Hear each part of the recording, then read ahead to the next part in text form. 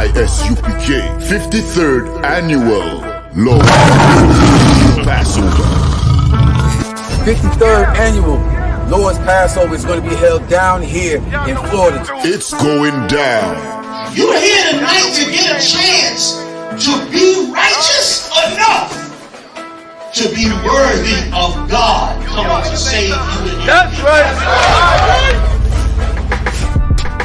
It's going down. The Lord's 53rd Annual Passover.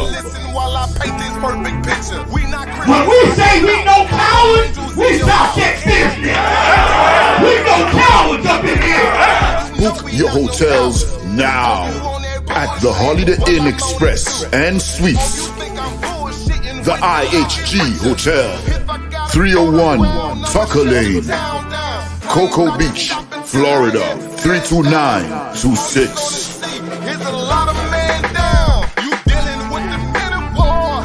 We at war. I sided with the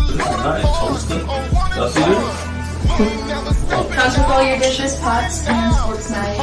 I kind of like this. This is like an apartment and a hotel room. You know what I mean? This here right here is about to be holy ground. It's going to be holy ground. All our beautiful, wonderful brothers and sisters from all over the world. You understand? We can boast that now. Brothers and sisters coming not only from every state, but from all over the world. I heard the numbers this year is ridiculous. We had to buy out the whole hotel. Friday, April 15th at the Space Coast Convention Center. My camp undefeated. You cannot debate. You just want the clout. We just want the greatest. I'm just trying to get it. This is going to be glorious.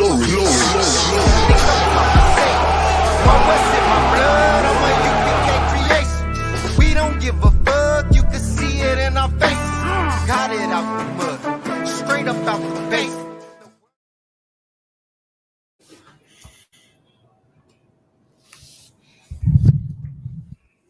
All right.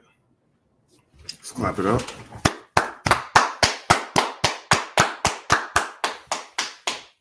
Shalom, D.C. with the Israelite School of Universal Practical Knowledge, started on West 125th Street, Harlem, New York, under Commander General Yahanna. Since 1969, we've been teaching the truth of the Bible, and the truth is that the so-called blacks, Hispanics, and Native American Indians are the true Jews according to the Bible, and that our oppressor is the devil that the Bible speaks of. And we're going to get into just that tonight. First of all, if we got any questions or comments, type them in the chat. If you got any questions in the room, let me know. If you got any questions, just let me know as we go through. All right. Like I was saying, we're going to get into exactly why or why we say the oppressor is the devil that the Bible speaks of. Why? Because he is the liar on the face of the earth, and that's what the devil means according to the scripture, according to the Bible. Devil simply means liar, deceiver, and he has deceived the whole earth into believing that he is God. You know what I'm saying? He is our savior. When the truth of the matter is that the so-called super predators or the so-called illegals of this stinking kingdom are God's chosen people. The people that they call savages that are locked up in concentration camps in their own land are called nothing but savages. But what the Most High calls them is His chosen people. You know what I'm saying? The ones that they round up and funnel through the prison, the school to prison pipeline. They are called His people. The Most High's people, Lord's chosen people, and we do not know this. All we know is we are nothing but niggas, spicks, and savages and whatnot. But the Most High calls us special. Most High calls us peculiar, holy, separate unto Himself. Right. What we're going to get into is, let's get that first article that I sent you. Hold on, let me get there with you. We're going to go into a massacre. First of all, let's just see what the definition of a massacre really is. If you could give me the definition of what a massacre really is. And the reason why, you know, we need to know exactly who the devil is, who our oppressor really is, and why we need to stick together is because they've lied to us the whole time we've been over. The whole time we've come back in contact with each other. They've totally lied to us and said, you know, we need to be less like ourselves and more like them. And that's a total and absolute lie.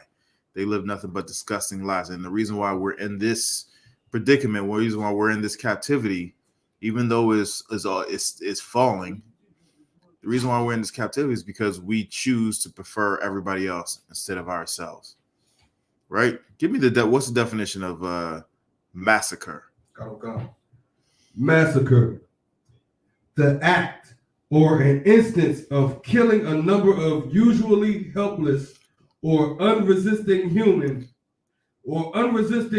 beings under circumstances of atrocity or cruelty. So they just go ahead and slaughter people who either cannot defend themselves or will not be a harm to anybody else. And that's what we're going into, an absolute massacre. And this is during the time of Reconstruction. Anybody know what Reconstruction is, real quick? The Reconstruction era of the United States. You know what that was about? That was after the Civil War, correct? That was after the Civil War. Right, kind of.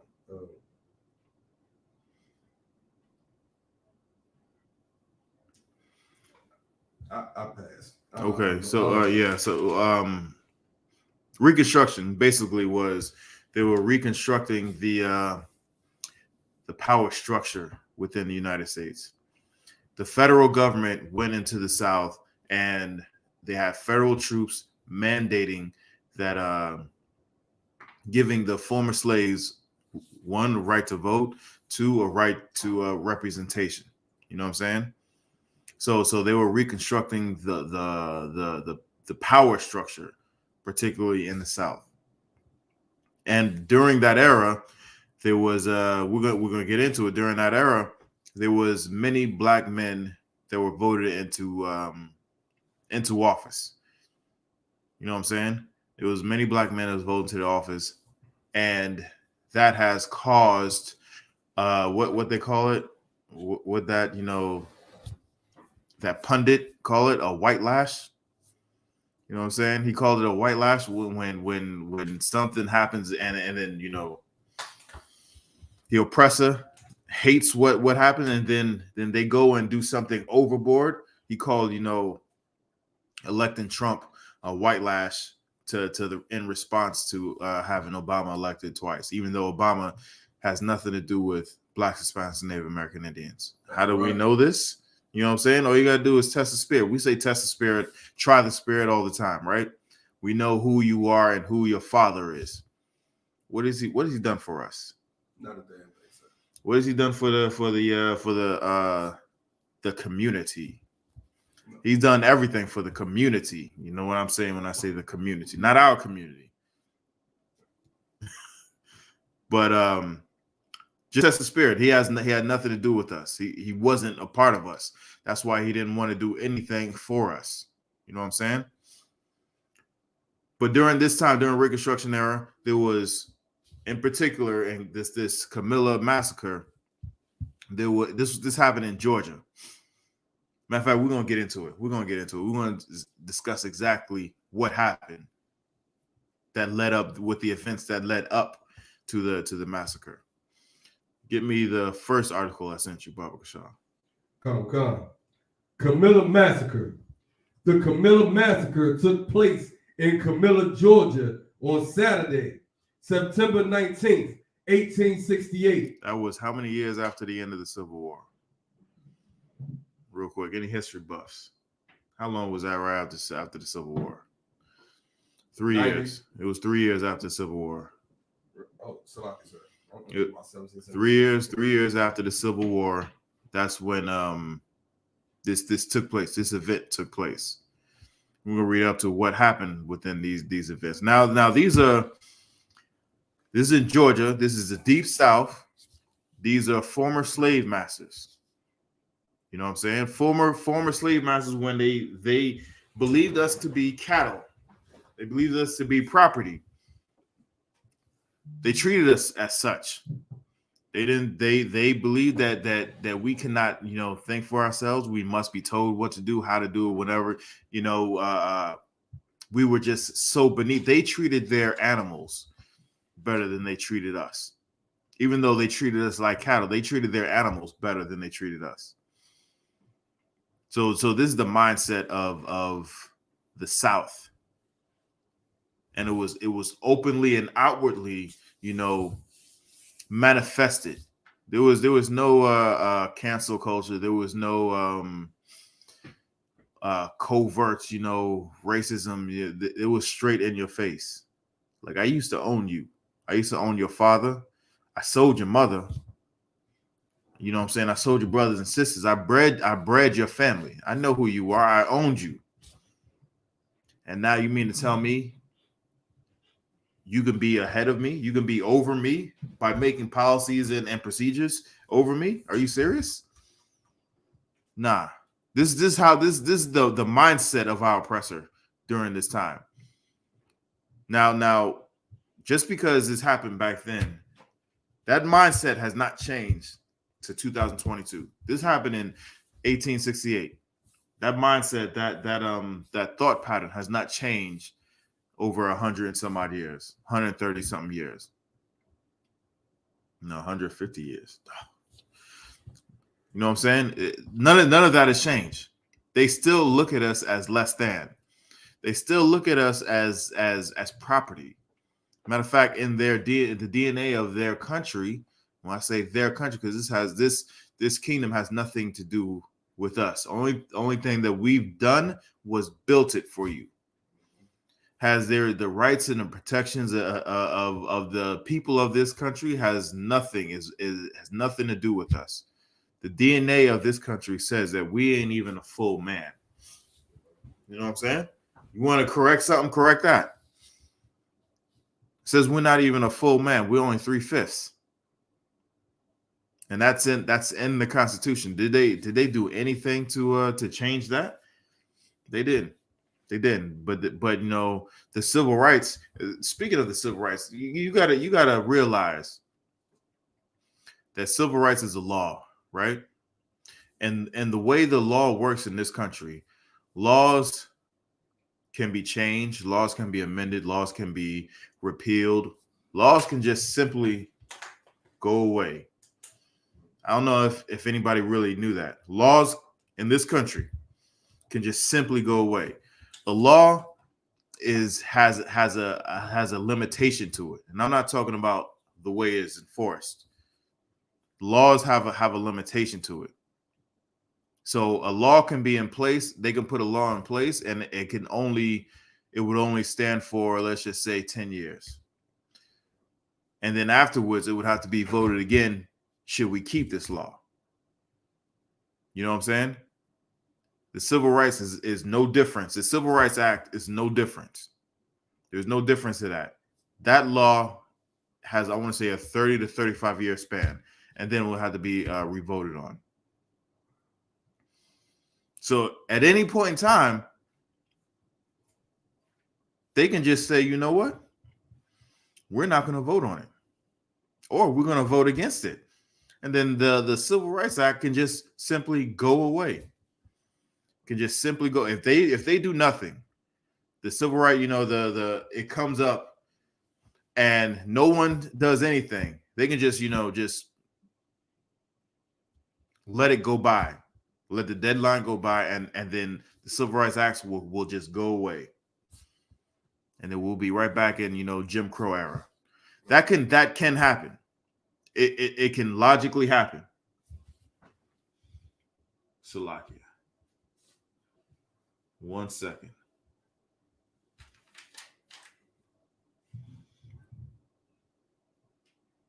Goddamn Russian bots are all over the place. trying to take over Ukraine. Now trying to take over the class. But we know what y'all doing. We know what y'all doing. And I for one, no, I'm not even gonna say that. I'm not even gonna say that. Do what you do. I'm going to come to class and help my people get up out of this captivity. That's right. And I know you're going to play your part to help us get out of this captivity, even though you don't even know what you're doing. But World War III is coming. You know what I'm saying? Once that happens, if you don't know, if you know, you know. If you don't know, just keep coming to class and you'll gain the knowledge of of the prophecy that is World War III. But that's not the topic of this class. Topic of this class is, we need to prefer ourselves. What where did you leave off at? The end of the first sentence, sir. So I just finished one sentence. That's it. Start from the top, if you could. Okay. The Camilla Massacre took place in Camilla, Georgia on Saturday, September 19th, 1868. African Americans had been given the right to vote in Georgia's 1868 state constitution. So just like I said, the former slaves have been given the right to vote. Civil Rights Act is a law, and it can be repealed. It can be, taken away, and it's much easier to do that. Whereas the amendments in the Constitution, there is a much larger process, and it's more standing, has more standing to it than a state or a federal law, or even an executive order. All those can be done away with, with the stroke of a pen. All those can be done away with just by letting it lapse. But the Constitution of the United States, that has to actually physically, be argued one way or the other, and it has to be put to a vote. And 3/5, I want to say 3/4 of the states have to agree upon it for it to be changed. You mean to tell me, it's 3/4 of the nation do not see that it should be changed, that we're not 3/5 of a man? You know what I'm saying? You don't think that's important enough? They specifically say, we are 3/5 of a man. When we built this kingdom, we built this stinking nation, and you got stinking, Elamites, and you got stinking Arab and Ishmaelites and Moabites and all these and Hamites coming over here, when automatically they are a whole man according to the Constitution. But the people who built this kingdom are still 3/5. They still look at us as less than. They still look at us as less than.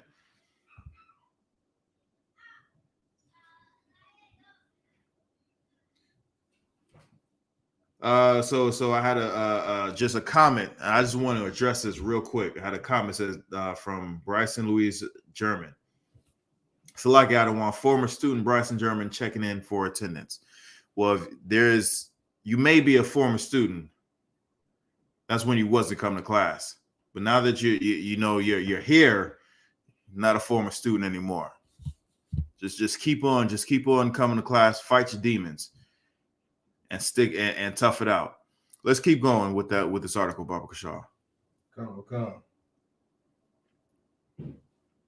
Which had passed in April, and in the months that followed, whites across the state used violence to combat their newfound political strength. Now, hold on real quick. This happened in Georgia back in the 1800s, right? I want you to see the similarities of 150 years later of how Georgians treat so-called Blacks, Hispanics, and Native Americans, all right? We're going to see some similarities over 150 year span in the same state with the same type of people, right? So so keep reading. Come. Often through the newly founded Ku Klux Klan, Georgia agents of the Freemen's Bureau recorded 336 cases of murder or assault with intent to kill against freedmen from January 1st through November 15th. So hold on. So it was from January 1st through November 15th. That's not even a full year, right? And we're talking about Chirac. You know what I'm saying? How many people are murdered in Chicago, right? We're talking about, you know, the numbers of murders that happen. Now, it's unfortunate how we treat each other, whether it's in Chicago, whether it's in DC, whether it's in, you know, Miami or Detroit or anywhere we live together. It's unfortunate. We should not be treating each other with hatred, absolute hatred. We even make songs about this. You know what I'm saying? Anybody seen? I know a bunch of people seen those little TikTok reels where it's a, you know, so and so got shot. So, you know what I'm saying? Those are real people that was killed, kidnapped, and tortured and murdered and found later, months and maybe years later. This is it's unfortunate and it's sad that we have fell from the time of, you know, of royalty, where we ruled with absolute power, where our guards, our gate guards, were thought to be royalty because of all the bling we had on. You know what I'm saying? Our shields were made of solid, pure gold. You know what I'm saying? And to think that we fell from there to where we making songs about murdering and killing each other and taking each other's ribs and whatnot. That's unfortunate, right? We should not. We should turn away from that with haste. We should not do anything like that. But what we're talking about right here, when our oppressor hunts us down and kills us, that's an act of war. I don't think you understand what I'm saying. When one nation attacks another nation and slaughters that other nation, those two nations then have to go to war. Why? Because who's to say it's going to stop? Who's to say it's going to stop? It will stop whenever the aggressive party or the overpowering party feels like it. And in the case of Blacks, Hispanics, and Native Americans, their appetite for destroying Israel is unquenchable. It's like that's all they dream of doing. That's all they want to do. They just want to destroy us. And every act that they do against us is an act of war. In this particular case, it hasn't even been a year, and it was 336 cases of the oppressor destroying us. Let's keep going. Let's get some more. This is a reason why we need to stick together. We need to prefer ourselves. Before you get that, get me Zephaniah 2:1 if you could. Come on, sir. Give me Zephaniah 2:1. They founded a whole agency called the Freemen Bureau, and it's all in the name. It was founded to help and assist and aid and record instances of the freed slaves. So it's supposed to help the freed slaves get I wouldn't even say a hand up, but for lack of a better word, you know, a hand up in this stinking society, and record all the atrocities that's been going on. Whereas, you know, that Freemen's Bureau really did nothing. It was probably a good idea, but there was no teeth in it. There was no power behind it. And that's why we need to turn to ourselves. Read what you got. Come. Zephaniah chapter 2, verse 1. Gather yourselves together. So it's the Most High is telling us to gather ourselves together. Right? Keep going. Come. Yea, gather together, O nation not desired. So we had 336 cases of recorded, you know, murders and assault. in less than a year against the so-called freedmen, against the so-called African American, the black man. And that was just for us. Well, how about all the other the other numbers with the Native Americans? You know what I'm saying? How about the original the original inhabitants of the land before the Edomites came over here? How about those numbers? Those like I said, the appetite that the oppressor has for destroying us is unprecedented. All is almost like that's all they want to do, and we all know what the oppressor loves to do. They love to hunt. You know what I'm saying? And what bigger game to hunt than the Lord's chosen people? That's all they do. Let's continue the article. Sorry, can I say something, sir? Yeah, go ahead. What you're saying is so heavy about the Edomite and being a hunter, and the highest prize of prey of game that they could have is a child of God, a child of the Most High.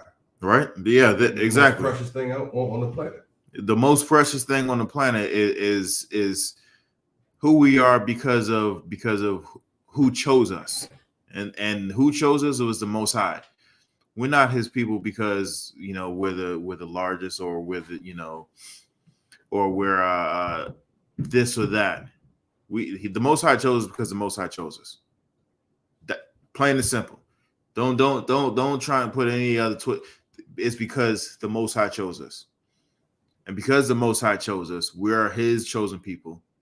Everybody on the face of this earth who is not us hates us. They will do anything to destroy us. Keep going. The massacre followed the expulsion of the original 33 black members of the Georgia General Assembly earlier that month. No, hold on. Wait. Read before you read that part. Read the Camilla Massacre. I want the chart. Yeah, read that chart. Camilla Massacre. Date: September 19th, 1868. Location: Camilla, Georgia. Caused by white anger over African Americans gaining the right to vote under the 1868 Georgia State Constitution. So this caused by us gaining the right to vote, right? Even though we had a right to vote, they hated it, right? And we're going to see some similarities of what happened, then to what's going on in the world now, right? A lot of the hate that's going on right now, in this time, has a lot to do with the Dream Act, right? Anybody know what the Dream Act is? The Dream Act is basically giving citizenship to people who have come here not according to the United States law, right? So it was, I want to say it was the children who were born here, or children who grew up here, may have been born, different country, like in the southern nation countries, but they were raised here, right? All they know is the U.S. Those people have been given, the right to have been given citizenship, and within the citizenship, they can then extend that, giving green cards to their family members, right? So the oppressor hates that. The oppressor hates that that they gave these so-called illegals, the right to the citizenship. Why? Because what comes with citizenship? Stay where you at. We're at right here. A what? A voice. And what is that voice equal to? Power. Right? Okay, yeah. But specifically, right here, where are we at right here? We're at a massacre. Yeah, we're at a, okay, so why was the massacre? Why did the massacre happen? The vote. The right to vote, exactly. So it gave these people who the oppressor thinks less than of the right to vote, the right to wield some sort of power, even though it's false and fleeting. Because our power is not in our right to vote. Our power is in the Most High. You know what I'm saying? That's where our power is. Let's keep going in the article. Goals: suppressing voting by African Americans. Right. Okay. Methods: guns. Right. So this is their power. This is how they choose to exact their revenge. Now they believe in their constitution. They believe in their laws. When their laws doesn't suit how the way they feel, they resort to violence. You know what I'm saying? That's how they operate. They say pull yourselves up by the bootstraps. This is what we were doing. I don't know if you know this, but at this time we elected in this particular case. I'm gonna tell you, we elected 33 former slaves or people who had Negro blood in them. It was 33 people who were voted into Congress. You know what I'm saying? And they hated that.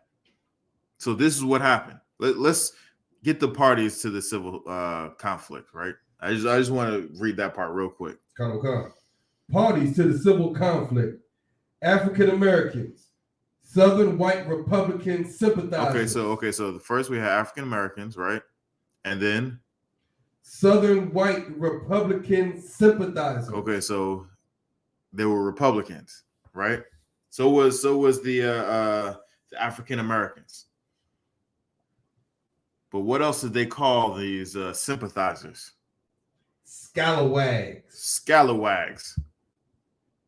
So that's what they called these oppressors who had some sort of sympathy or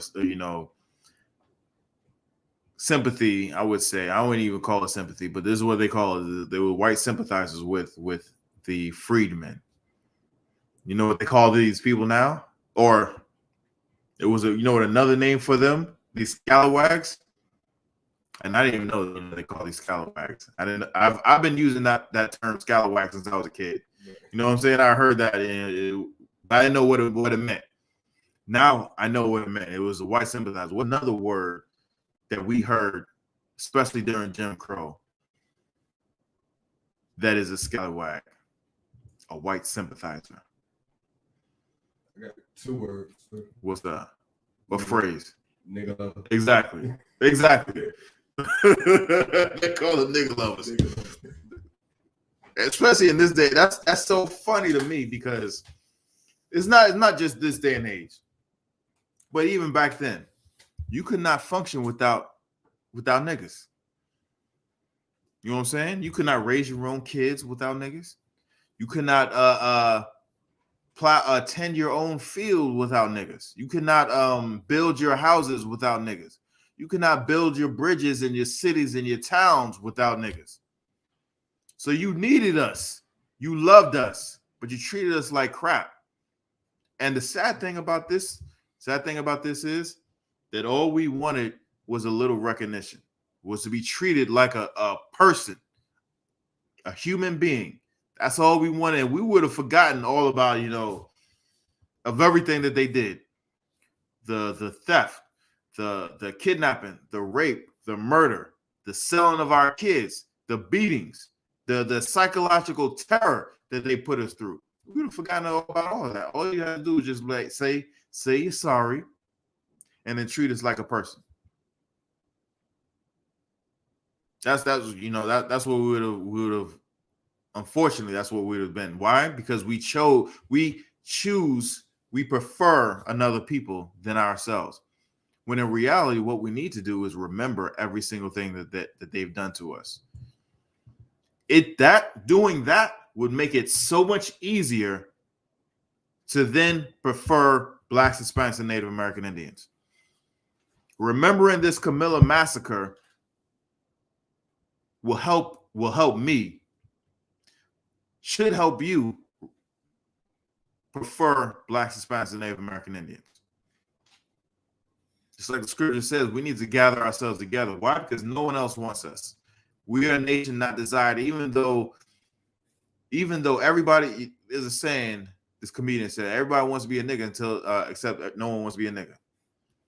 You know what I'm saying? Everybody wants to be us, but they don't want to be us. Let's continue on with this article. Go down to the next paragraph. If you could, Baba Kashaw. The massacre followed the expulsion of the original 33 black members of the Georgia General Assembly earlier that month. So what does that mean, expulsion? They kicked them out. So we followed their laws, their rules and regulations, and we voted ourselves in. They didn't like it, so they just kicked us out. Like, nah, nigga. You was my property. There is no way you're gonna be up here in these fine clothes, better than me, clothes better than mine, and then you're gonna be up in here telling us, making laws on how we should treat you. No, get the hell up out of here, nigga. You are out of here. Right? Keep going. Among those expelled was Southwest Georgia Representative Philip Joyner. On September 19th, Joyner led a 25-mile march of several hundred blacks, freedmen, as well as a few whites, from Albany, Georgia to Camilla, the Mitchell County seat, to attend a Republican political rally on the courthouse square. Estimates of the number of participants range from 150 to 300. Right, so it was about 150 to 300 people that marched from 25 miles leading up into Camilla. So each town, it'll if you read a little into it, each town, it started from one town and it led all the way up to Camilla. Each town it gained more and more people. It's like a snowball effect. You know what I'm saying? It just gained traction. That's why whenever they have a rally or something like that, the grassroots, that's what they're talking about, the grassroots. They go from small town and then they gather some people, and then they go to town to town, just gathering more and more people, so that whatever movement they're trying to push gain some momentum and gain some support. That's what happened here. Keep going. Come. The local sheriff and citizens committee in the majority white town. The local what? Hold on. Say that again.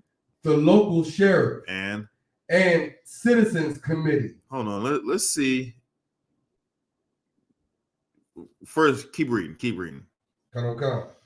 The local sheriff and citizens committee in the majority white town warned the black and white activists that they would be met with violence and demanded that they surrender their guns, even though carrying weapons was legal and customary at the time. So once again, it was legal. We were following the law. This is because it was legal, and it was a custom for people to be carrying guns at that time. So we followed the law and we followed their customs. And what did they do? They told us to stop following their custom and obey what they're saying, not the law, obeying what they're saying. Click on the Citizens Committee, because it was the sheriff and the Citizens Committee. They make that sound so proper and prissy and pristine. When you peel back a layer, and you'll see exactly how disgusting this is. This really is. Read that. Come. Vigilance Committee. Vigilance. Off the bat, that don't really sound too good to me. Keep going. Come. A vigilance committee was a group formed of private citizens to administer law and order or exercise power through violence in places where they considered governmental structures or actions inadequate. So what does that sound like? That definition right there sound like? A revolt. Sounds like a revolt. A better another term. I'm not gonna say better. Another term sounds like a mob, a lynch mob. These niggas don't. These heathens don't like what's going on in their community, so they gather themselves together, and then they go and beat the snot out of whomever they don't like. You know what I'm saying? Or whatever party that they don't like. Read that again, if you could, Baba Kishar. And I want you to actually listen to what they're saying and think of an event that happened here recently that was global news. Read this. A vigilance committee was a group formed of private citizens to administer law and order or exercise power. So they to administer law and order when the law and order was already established. These group of private citizens, they weren't any agents of the law. So they weren't there to uphold the law. They were there to uphold or enforce their law. Right? To administer law and order, keep going. Or exercise power through violence in places where they consider governmental structures or actions inadequate. So if they thought that the government wasn't doing what the people thought that it should have been doing, they were going to get violent. Now, what happened in recent history that this definition fit? Last year's January 6th insurrection. Yeah, January 6th. When they didn't like too much that Trump didn't get reelected. And then what did he say? He said y'all should go down to the Capitol and find the VP and make him do his job. You had something? Salaki, sir. With Donald Trump actually said the first time anything like that came out of his mouth was he said to go storm the White House. But then whatever the news stations switched it over to the Capitol. But the first time anything like that came out of his mouth was the White House. Basically, he was saying, I'm still president. You need to listen to me. And this is what's going to happen. Right? So there was a governmental agent who deputized this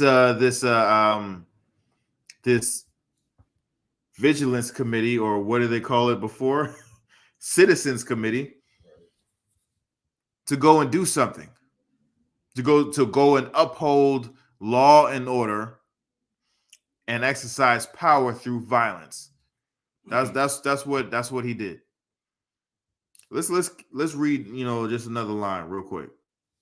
Matter of fact, just keep reading. A form of vigilantism and often a more structured kind of lynch mob. So it was basically a vigilante act. You know what I'm saying? It was a lynch mob. And what happened? Who got killed? There was all those people that said, there's a thin blue line, we need to back the police and whatnot. They were attacking the police. Those people who says, the Blue Lives Matter. You know what I'm saying? Whenever we say, our lives matter, black people's lives matter, no, they will counter with saying Blue Lives Matter. When the actual law enforcement was enforcing the law, upholding the law, they were attacking them. Right. You've seen it on the news for yourself. You know what I'm saying? And I for one, personally know an officer who was down there on the Capitol during January 6th. He is no longer a cop because of that event. He was all for the the blue line and Blue Lives Matter, even though he was a brother. He was all for this, the cops this and all this and that. And then when he went down there, the oppressor says, nigger, get out of our face. nigger, get out of here or we're going to kill you. That scarred him. That, jarred him like, whoa. I'm a cop. You love cops. You love law and order. Why are you talking to me like this? Because you were 3/5 of a man. 3/5 of a man. You're his property. That's how they see us. Even if you're wearing a gun and a badge and whatnot, they still see you as their property. You need to do what they tell you to do. I want to sit down with this brother and like interview him and get real, into it. You know what I'm saying? I want to set something like that up. Continue reading this part because what this Citizens Committee is exactly what what happened in right here, a few miles from here in DC, at the nation's capital. Right, keep going. The term is commonly associated with the frontier areas of the American West in the mid-19th century, where groups attacked cattle rustlers and people at gold mining claims. Just attack them, right? Keep going. Held kangaroo courts and beat, killed, or exiled those they believed had violated their preferred norms. And their norm in January 6th was to have Trump reelected. That was their norm. The people spoke and they said, well, we don't want him to be our president anymore. So this is what they held, a kangaroo court, or they tried to hold a kangaroo court. If they would have got to Pence, they would have tried to hold a kangaroo court. And that, keep going. Sometimes on a thin pretext of such, motivated by personal or mercenary gain. As non-state organizations, no functioning checks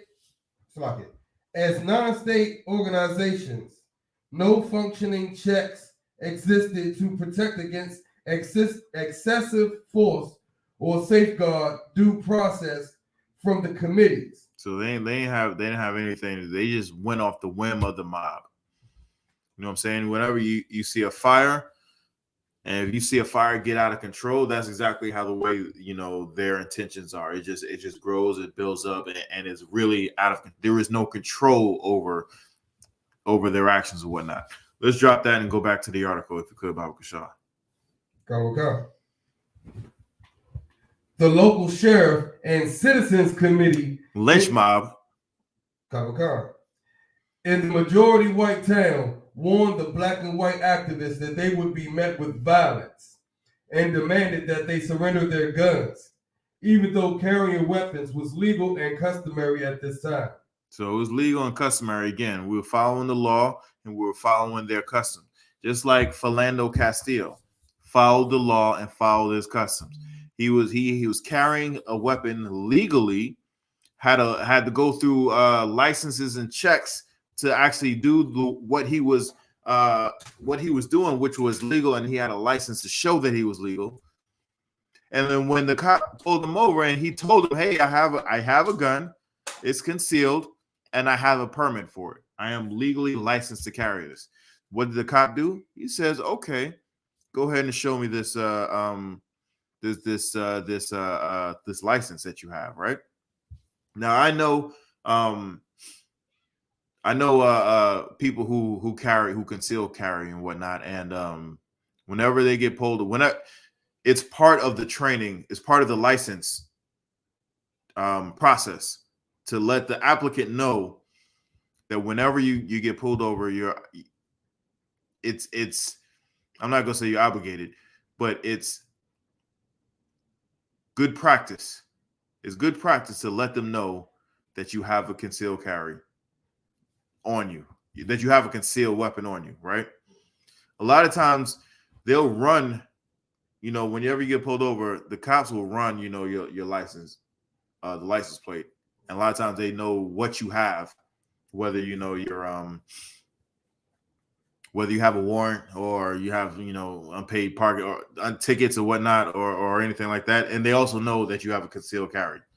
How do I know this? Because it was a dude I was working with, I was slaving with, and he got pulled over one night. Right? He got pulled over one night. He said, he was like, license registration. He was like, yeah, all right, here's this. He just let you know I got a concealed weapon on me in the vehicle. He was like, yeah, I already know that, because I ran your stuff. So they already knew this, right? However, in Philando Castillo's case, he wasn't the driver. His rib was the driver. He told him he had a concealed carry. I mean, everybody knows the story. He told him he had a concealed carry. The officer said, let me see it. He reached to follow the officer's command. He reached to go and get it, and he was killed, slayed, murdered in front of his wife and his daughter. He followed all the directions, all the laws he needed to do to get legally and properly carry his protection. And then when he was going to show that he was legal and upright, he was killed for it anyway. Sound familiar? This is what's happened. This is what happened in Camilla, Georgia. All they were, and this was a bunch of people who were elected. These were elected officials, and the people who voted for these officials. This is the type of people that they were demanding that they will to disarm themselves. This was a common custom at that time, that people would carry their weapons on them. So it was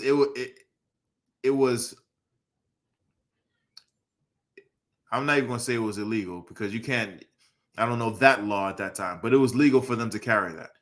Why are you going to tell me to disarm? And because they did that, this is what they did. Continue reading. I'm gonna show exactly where their spirit was with this. Keep going. The marchers refused to give up their guns and continue to the courthouse square, where a group of local whites, quickly deputized by the sheriff, fired upon them. So what in another article, it goes in depth. It goes a little bit more in depth, and I'm not even sure we're gonna read that other article, but the other article, it said that they knew they were coming through this town, right? They knew it. They knew the march was coming through this town. So the sheriff deputized, you know what I'm saying, this citizens committee, and they took up positions to where they had vantage points. You know what I'm saying? Think of an old Western town where, there was a main street, right? And it was a bunch of businesses, within that main street, with the general store, the pub, the saloon, whatever, coming down, tumbleweeds coming down and whatnot. Think of that. These Edomites, these devils, set up positions to ambush them, and that's why it's called a massacre. Even though these men were armed themselves, they purposely set up positions to ambush this group of protesters, because that's all they were. They were protesting the fact that they got kicked out. They were removed when it was legal, that they were put in this in power. So when it says, they just he quickly deputized a bunch of people, no, he deputized them, and he strategically placed these men in places where they had vantage points where they can be fired upon on all sides. They wanted to put them in a place, get it like shooting ducks in a barrel or fish in a barrel, and then just unload on them. That was their intention. That was their spirit. That's what they wanted to do. They was hoping and counting on that they were not disarmed. Why? Because it was legal, and it was their custom to do that. So this happened This was planned. This was, this was a planned massacre. It wasn't a spur of the moment type deal. They planned this, right? Keep going. Calm. This assault forced the Republicans and freedmen to retreat into the swamps as locals gave chase, killing an estimated 9 to 15 of the Black Rally participants while wounding 40 others. Right. Well, hold on. Let's drop that. Let's get the other article. So I got the paragraph with a little more detail. And now let's start from the top, if you could, Baba Kashaw, because it gives other elements that the other article didn't give as well. So let's start at the top. The Camilla Massacre, 1868. The Camilla Massacre was aftermath of a political rally in Mitchell County, Georgia, that ended with numerous participants killed and wounded in the town courthouse square. Following the Georgia Constitution of 1868, 33 African-American men, all Republicans and often called the original 33, were elected to the Georgia State Assembly during the early years of Reconstruction. So these were freedmen who were elected officials. Now, how could, these particular men be elected to the Georgia State Assembly if they couldn't comprehend, basic math or basic reading and writing or basic, the basic necessities to operate? The oppressor says, they had to keep us in chains and whatnot because we didn't have any common sense. We didn't know how to do anything for ourselves. You know what I'm saying? We had no soul. That's what they said. But how did these roads and bridges get built? You know what I'm saying? How did the infrastructure get built? How did we invent things? You know what I'm saying? How did we heal ourselves with scraps? You know what I'm saying? We didn't have the utmost up to date, state of the art current methods or ways of operating, but yet we could heal ourselves. You know what I'm saying? We could heal others. We raised their stinking big-headed, apple-headed, kids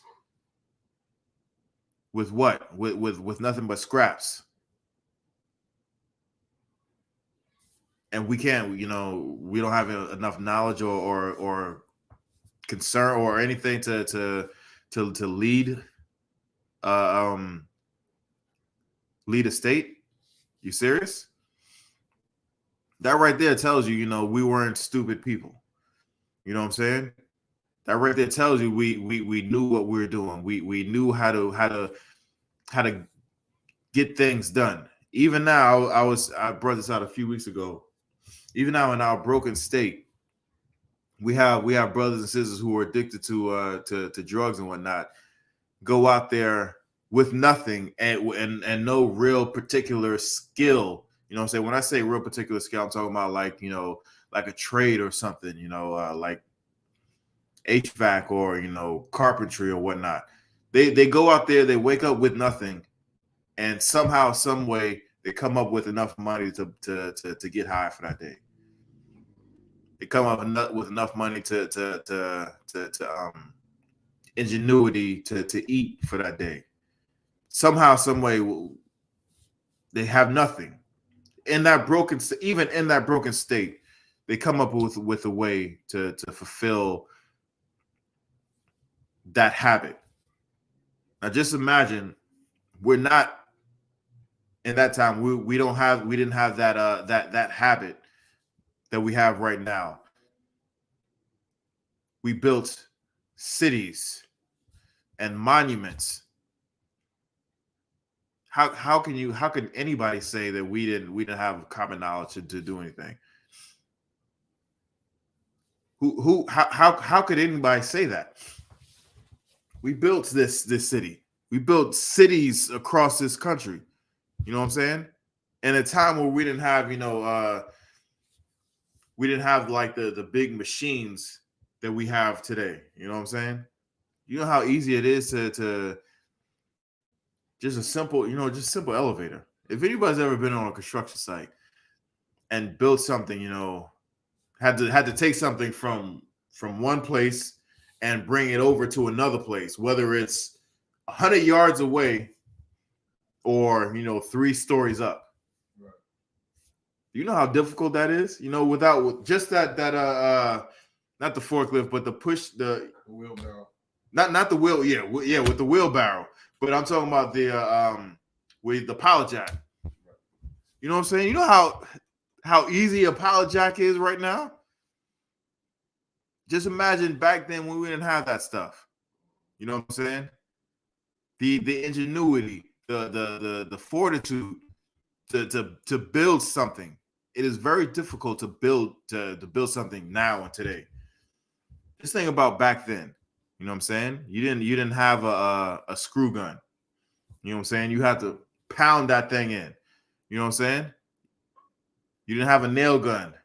You had to do whatever you needed to do. If you needed to cut something, that was back intensive labor, sawing it out and milling it out to a certain degree without the level. Without the level.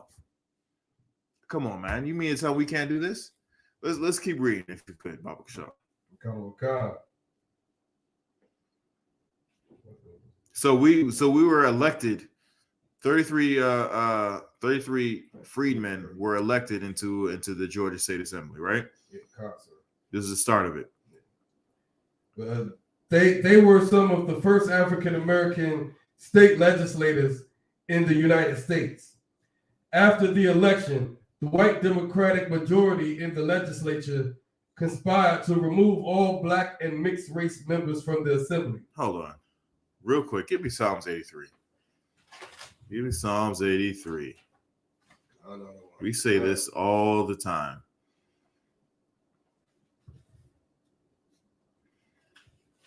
And I want you to start. Hold on, I'm going to get there with you.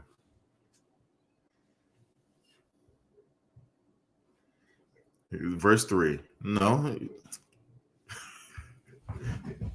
Hold on. Let's go to verse 2. Let's start at verse 2. Psalms chapter 83, verse 2. For lo, thine enemies make a tumult. So what is this? They basically is saying, the Most High told us who our enemies were. You go to Deuteronomy 28:68. It'll tell you exactly who our enemy is. The oppressor is our enemy, right? So, and they make a tumult. What is a tumult? It's like a committee, like a group of people who come together and discuss something. You know what I'm saying? Keep going. Come. And they that hate thee, right, have lifted up the head. They that hate the Most High have lifted up. They showed themselves. That's what they're saying. They have shown themselves, right? Keep going. Okay. Verse 3. They have taken crafty counsel against thy people. They're taking counsel. They're talking amongst themselves against us, against the Most High's chosen people, right? This is exactly what we're reading. This Bible verse, this precept is exactly what we're reading that has happened from the Camilla Massacre, right? They have taken crafty counsel. Keep going. Okay. And consulted against thy hidden ones. Right. Verse 4. They have said, come, let us cut them off from being a nation. They said, let us cut them off from being a nation. Everybody knows in order for us to be a nation, we need to come together and discuss what is good for us. You know what I'm saying? We thought, because we've been in captivity and we've never really had freedom. We never learned what it is to be free. We thought that in order for us and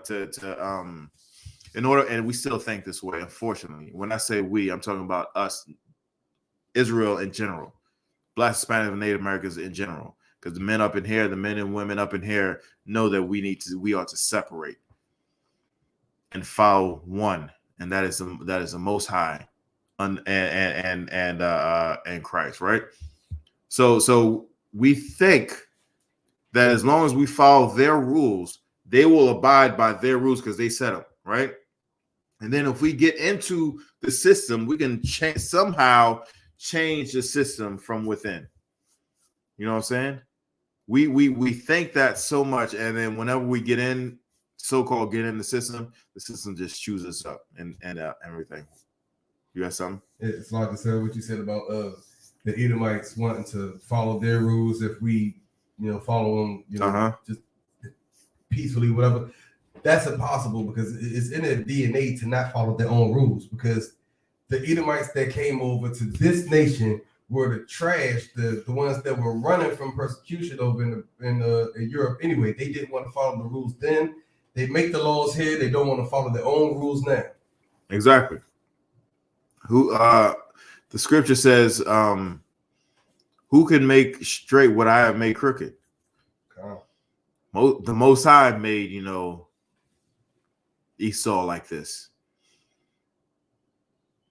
There's another precept they were saying, I'm paraphrasing, I've made a here we go, my man Kangaroo, he comes through the water. The water. Get me Hebrews 12 and 16. That's exactly what I was thinking too. I wasn't gonna go there, but that's exactly what I was thinking. That's exactly what I was saying. But the other precept I was thinking of was the Most High made a vessel of honor and dishonor. The potter. Yeah, the paraphrasing. The potter can make a vessel of both honor and of dishonor from the same clay. You know what I'm saying? That same clay, literally, the Most High made a vessel of honor and dishonor. What am I talking about? It's talking about the Most High creating a people that He chose and creating a people that He does not love. Who? How? Who am I talking about when I say the Most High made a vessel of honor and dishonor? You're talking about Jacob and Esau. Jacob and Esau, exactly. Jacob and Esau are twins, the progenitors of the Black, Hispanic, and Native American Indians, and the progenitors of Esau. You know what I'm saying? Of the oppressor. Came from the same womb. They were twins, born one right after the other. Jacob took hold of Esau's heel.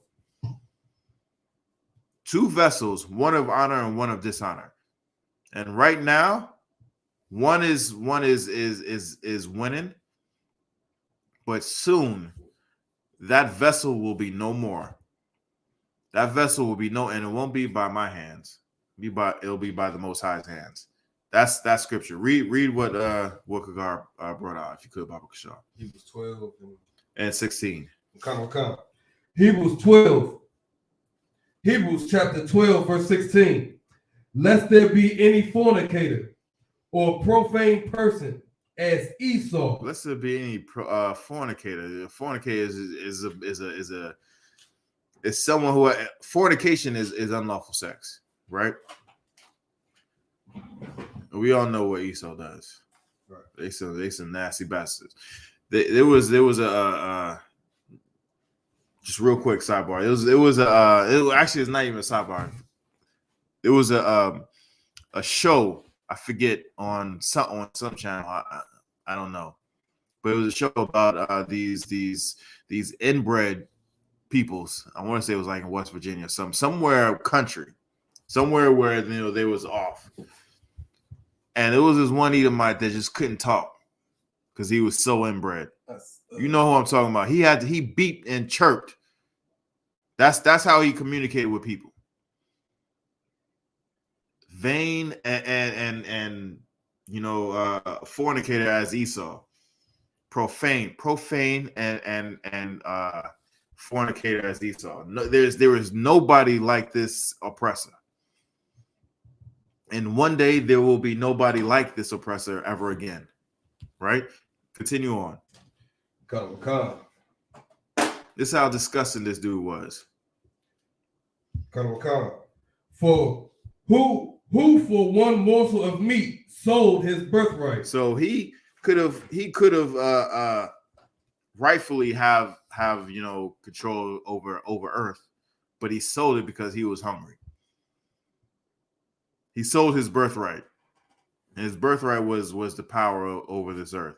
So because he sold it, he's trying to get it back. He has control of it right now, and this is as long as this oppressor has been in charge of this earth may seem, it's going to be but a fleeting moment in the sands of time, because it's going to be one day where they're not even going to be, they're going to be just in museums and history books. That's how we're going to know about them. Museums and history books, because and maybe some wax figures. That's it. There won't be no Edomite to talk about, to speak of. So we'll go back to the scripture at Psalms 83. If you could, Baba Kashaw.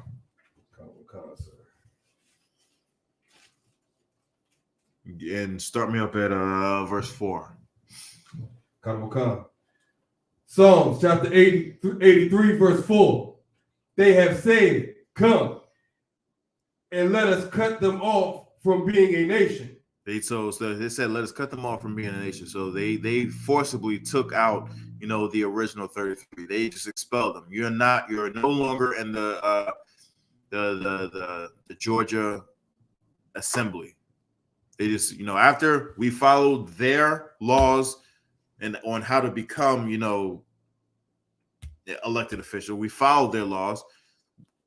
We won, and then they said, no, you can't do it. So they just expelled us, right? That's part of cutting, that's they've already, cut us off from being a nation. This is moreover, right? This is just doing extra stuff, or keeping us cut off from being a nation. Keep going.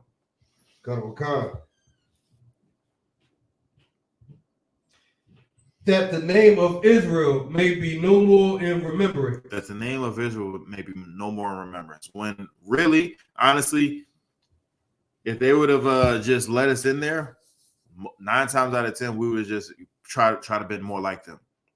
Just like now. The Martin Luther King's wet dream for his wet dream has everything to do with being like them, being amongst them, wanting to be with them. And and we're living his nightmare right now. We are living his nightmare right now.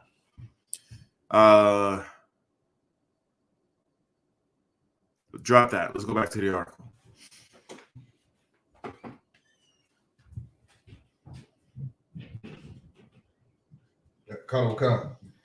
They were some of the first African-American state legislators in the United States. After the election, the white Democratic majority in the legislature conspired to remove all black and mixed race members from the assembly. The original 33 was subsequently expelled on September 3rd, 1868. Southwest Georgia Representative Philip Joyner, one of the expelled members, made plans for a march and rally to be held on the courthouse square in Mitchell County, roughly 25 miles away to protest the expulsion. The march began on the morning in September 19th. The march began on the morning of September 19th, 1868, in Albany, Georgia. In each passing town, more people joined the march until there were almost 300 men, both black and white. They carried guns and weapons with them into the town of Camilla and were met by local sheriffs, Mumford S. Poor, and the Citizens Committee. Now, we know about that Citizens Committee, that lynch mob. So they were already there once they got there. The lynch mob was already there once the protest had reached that city. They were already deputized once they had reached there, right? They were waiting for them. Keep going.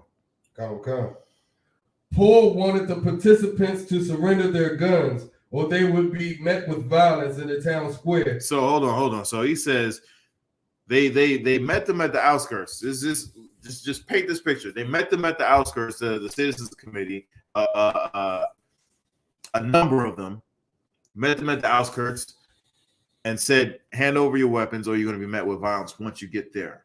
Right at the town square. Okay. So the number of them was already there, and they said, "We're going to commit violence against you if you do not hand over your. If you do not, even though you're legally following you're following the law and you're following our customs of carrying weapons, we don't want you to do that here. And if you do not do that here, we're going to infringe on your rights and your civil liberties, and we're going to kill you." Even though it is illegal for us to do this, we are still going to do it anyway. Why? Because we used to own you. We used to own your mother. We used to own your father. We used to own your sisters. We used to own your brothers. I sold your son. You know what I'm saying? Did you even find him yet? I know where he is. Did you find him yet? I know where he is. You are nothing. Now hand over your weapons or we will kill you. That's that picture. Paint that picture, right? Keep going. Come. Even though it was customary and legal to carry weapons at the time. Right. The marchers refused and continued into the courthouse square for the rally. Local whites who gathered were quickly deputized by poor before the marchers arrived and stationed themselves in town storefronts. As the marchers entered the square, they were fired upon from all directions. So as marchers entered there, they entered the like I was saying, where the rally was going to end up. These deputized lynch mob already took up positions in the storefronts and surrounding vantage points. And once they actually came through, they were fired upon. They were laying in wait. You know what I'm saying? They hunted our steps. They were laying in wait. And they did exactly what they wanted to do, which was kill us. Why? Because how dare we actually, follow their laws and think that we are equal to them? This is supposed to be land of the free, home of the brave, right? That's what this land was supposed to be. It's supposed to be a land of law and order. They followed the law. They got themselves elected. They broke the law in expelling these delegates, or these elected officials, I should say. And then they were further trying to impeach on their Second Amendment right to carry firearms. Right? They were following law and order. That's why the Most High says, we need to gather ourselves together. Why? Because this stinking land is not for us. These laws are not made to protect us. These laws are made to protect the oppressor from us. When in reality, we don't want nothing to do with you. You know what I'm saying? There is a lot of violence within our community, and that's because we want something to do. We want to be you. And in order to be you, we have to prove ourselves by killing each other, hating each other. You know what I'm saying? Leaving each other in despair. How many times we hear something in our own neighborhood, and we as Black people, it's like a thing. Mind your business. Mind your business. That has nothing to do with you. Has nothing to do with us. Let that junk slide. Nah, that's not how the way the Most High wants us to operate. Keep going. Come. The participants retreated into the swamps outside the town, but at least 15 were killed and another 40 were wounded. Joyner survived the attack and later gave testimony to the Freemen's Bureau. Over the next few weeks, white men from Camilla proceeded through the countryside, beating and warning Blacks that they would be killed if they voted in the next election. So what do you think they did? You were like, screw that. Y'all can kill me, but at least my senator is black and my house is white. You know what I'm saying? You think they did that? What do you think happened? They fought, sir. You think they fought? Keep reading. Come. The intimidation significantly reduced the Republican vote, and none of the original 33 returned to the Georgia Assembly. So what they did worked. Dang. What they did worked. You know what else? This intimidation worked so well that they use the same formula over and over and over and over and over again. How is it that Black Wall Street is not mainstream? It's only really become mainstream in the last 5 years, maybe, since the UPK has really been bringing it out, and the UPK has been teaching this more than the past 5 years. You know what I'm saying? But really mainstream, really past 5 years, people's really been talking about that. You want to know why? Because they followed the same exact formula. Once they burned down our city, where we had black doctors, we had black lawyers, we had black general contractors, you know what I'm saying? We had black pilots, store owners, builders, musicians. All of it was black. It was no campaign to buy black. Once they destroyed that, they then set on a campaign and terrorized every survivor that was there and say, if you say anything to these reporters, we are going to finish the job. There is records of the survivors saying that, decades later. They told us if we said anything, we were going to be killed.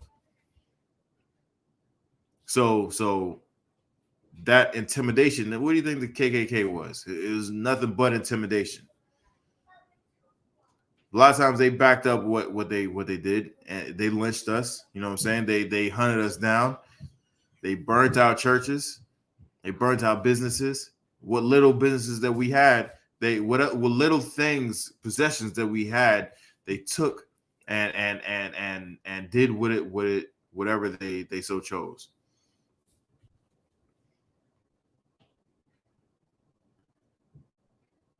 So if you just read on, it'll tell you that in 76 they honored this 33, the original 33, with a monument outside Georgia, inside of Georgia, but outside that the Georgia State Capitol, they have a monument of them, and it's called the original 33 and whatnot.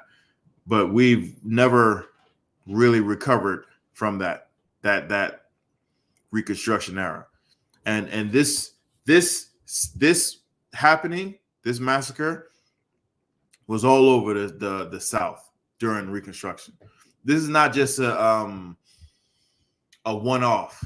This has happened. Why? Because we've elected during Reconstruction. We were electing ourselves, and the oppressor just came in and just wiped it out. Like, no, we're not allowing you to be here in power, in any sort of power.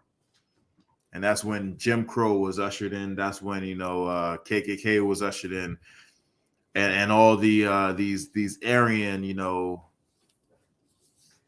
movements and these militias and whatnot. A lot of that was just to intimidate us into not voting, into not picking ourselves up by the bootstraps. When in reality, it really didn't matter. We shouldn't have voted. Scripture says we should not vote. It is a sin to vote. It is a sin to vote. Why? Because we already have a leader. Most High chose our leader. Our leader is Christ. That is our leader. We need to follow him. And until Christ comes back, right now, we're following Commander General Yahanna. There is no man greater there is no man greater walking the face of the earth right now than Commander General Yahanna. That's right. Debate me, fight me for it. Get knocked out. Punks that jump up get beat down. There's no man greater walking the face of the earth than Commander General Yahanna. He has done so much for his people. So much for his people that we would need, you know, days and days of shows just going down the list of the things that he's done for his people. Talking about selfless, there is no one more selfless than Commander General Yahanna. And he's following what Christ did, laid down for us. And we are to hold this fort until Christ comes back. Why? Why? Because Salakia. We need to hold this fort down until Christ comes back. We are not allowed to die. We are not allowed to give up. You know what I'm saying? That might go over your head, but we're not allowed to do any of that stuff. Till Christ comes back, we need to hold this fort down. We need to follow the Most High's law, statutes, and commandments. We need to stop getting up under the oppressor. We need to gather ourselves again. We need to prefer ourselves. Stop preferring these heathens who want nothing to do with you, who look down on you. That's all we are to them. We are cattle.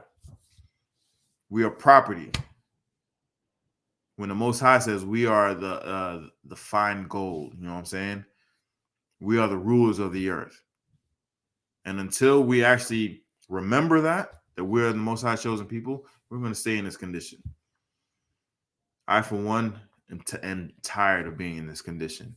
I'm tired of my people being hooked on drugs. I'm tired of my people being, and I'm not even going to say the scum of the earth, because we're not. What we're doing is we're imitating the scum of the earth. And since we're imitating them, people think that we actually are that. The scum of the earth is every other nation on this planet. That's right. The fine gold and the fine jewel is Israel. We need to brush off their, philosophy and their ideology, and we will no longer be looked at, because every other nation looks at us like we're scum when we're actually emulating them.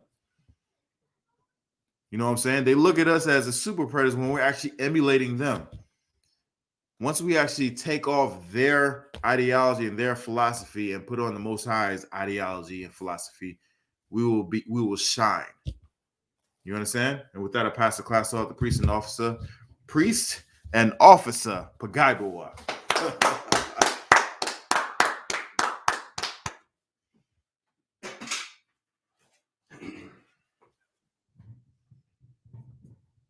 Security announcements. We are the I.S.U.P.K. out of 1 West, 125th Street, Harlem, New York, under Commanding General Yahanna. New rules for brothers and sisters. When a new brother or sister comes into the school, they are off limits for 6 months. They are to be saluted only. They are here to shut themselves of the world. After 6 months, if a brother or sister has an interest in a particular person, he or she must get permission from the head to speak to a brother or sister. There's another 6 months in which the brother or sister will court each other. After this 6 month period, the brother or sister will get permission from the head to marry. Tithes, which is a commandment. You can find this in Numbers chapter 18, verse 21, and Malachi chapter 3, verses 8 through 10. Means 10th in Hebrew and is pronounced ma'ashara. 10% of every penny of any increase the Lord gives you, you give to the treasury department or teacher. Priest fund, free will offering for priests, not mandatory. Whatsoever amount you would like to give. Upcoming holy convocation.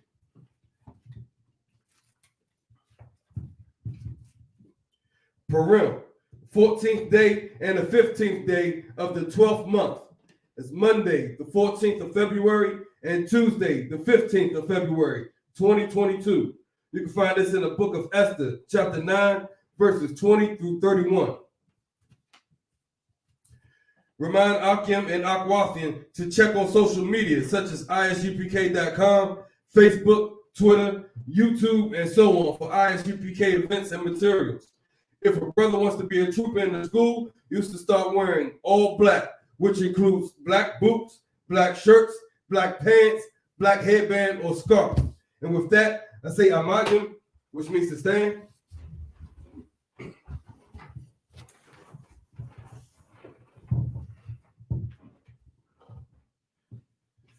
We'll give one courtesy salute to the teacher, men of Israel, Amajim Shabbat, Amayim, Barak, Yahweh Shem Yahweh Shabrakatah, Yahweh Shem Yahweh Shabrakatah. Yahweh Matah, class dismissed.